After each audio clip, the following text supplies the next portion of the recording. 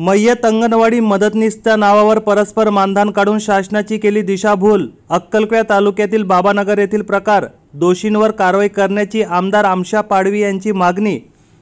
दिनांक 21 एप्रिल 2025 रोजी रात्री 11 वाजता दिलेल्या माहितीनुसार अक्कलकोट तालुक्यातील बाबानगर येथील मय्यत अंगणवाडी मदतनीसच्या नावावर परस्पर मानधन काढून शासनाची दिशाभूल केली। या प्रकरणी 2 महिन्यापूर्वी जिल्हाधिकारी व मुख्य कार्यकारी अधिकारी यांच्याकडे तक्रार करून देखील त्यांनी आतापर्यंत लक्ष दिले नाही।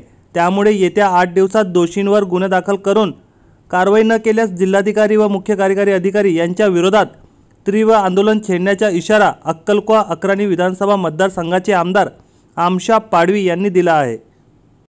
आज मीडियासमोर येण्याचे कारण आहे का ज्या नंदुरबार जिल्ह्यामध्ये जे कलेक्टर आहे, सीओ आहे आणि बीडीओ आहे, एक घटना माझ्याकडे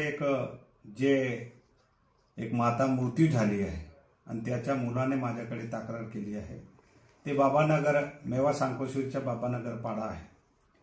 जे बाय अंगणवाडीमध्ये हेल्पर म्हणून लागली होती, ते लागली तेव्हापासून तिच्या नावाने दुसरी बाय काम करत होती।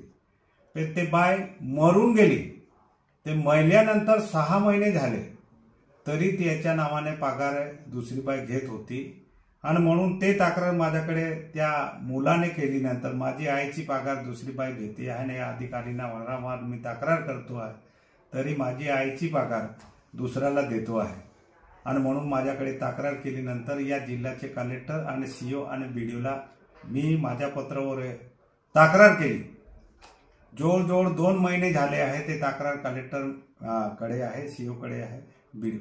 2 महिन्यात जे आमदारने तक्रार केली आहे की जे संबंधित दोषी सीडीपीओ आहे किंवा सुपरवायझर आहे त्यांच्यावर चौकशी करून गुन्हे दाखल करा, पण एवढे निष्क्रिय या जिल्ह्यामधले अधिकारी आहे तर त्याने आतापर्यंत लक्ष दिलं नाही। एक आमदारने तक्रार केली नंतर त्याच्या 8 दिवसाच्या आत निवारा करायला पाहिजे। 2 महिने होऊन गेले, पण मला वाटतं जो इथला जो वाघ म्हणून आहे सीडीपीओ तो यांना हप्ते पुरवत असेल आणि म्हणून त्याच्यावर कोणती जास्ती कारवाई होत नाही, हे स्पष्ट होतं आहे।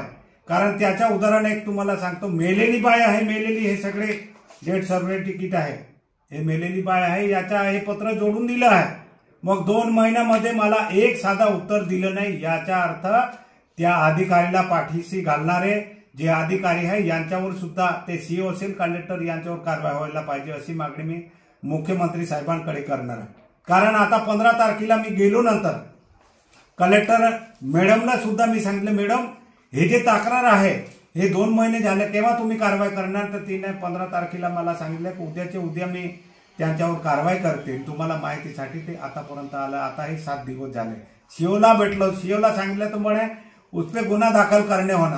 फिर कौन गुन्हा दाखल करेगा? एखाद गरीब राहणार तेव्हा ताबडतोड करणार।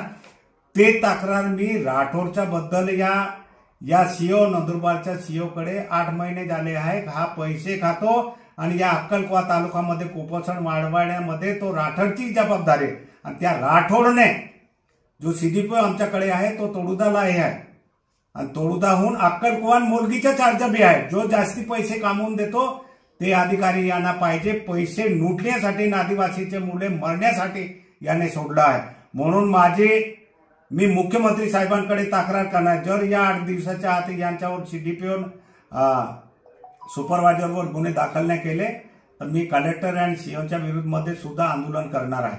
कारण एक आमदार पत्र तक्रार दिल्यानंतर यांची जबाबदारी काय आहे? चौकशी करायची, माहितीसाठी खरं आहे खोटं आहे आम्हाला माहिती द्यायला पाहिजे। तसंच मी तुम्हाला आता जे भरती चालू आहे अंगणवाडीचं, तो उमरागावचा विषय आहे। या वाघने या अधिकारीने काय नाटक केली ते तुम्हाला एक उदाहरण देतो। अंगणवाडी समोर आहे, पण तिने दुसऱ्याकडून पैसे घेऊन तिला लावण्यासाठी ते बाईला दाखवली या गावाची रहिवासी नाही। त्या बाईने माझ्याकडे तक्रार केली, हे अंगणवाडी हे माझं घर, एवढं अंधाधुंदीत चालतं। म्हणून माझी या कलेक्टर आणि सीओला सुद्धा विनंती आहे, तुम्ही 8 दिवसाच्या आत जर कारवाई नाही केली तर तुमच्या विरुद्धमध्ये मी आंदोलन करणार म्हणजे करणार।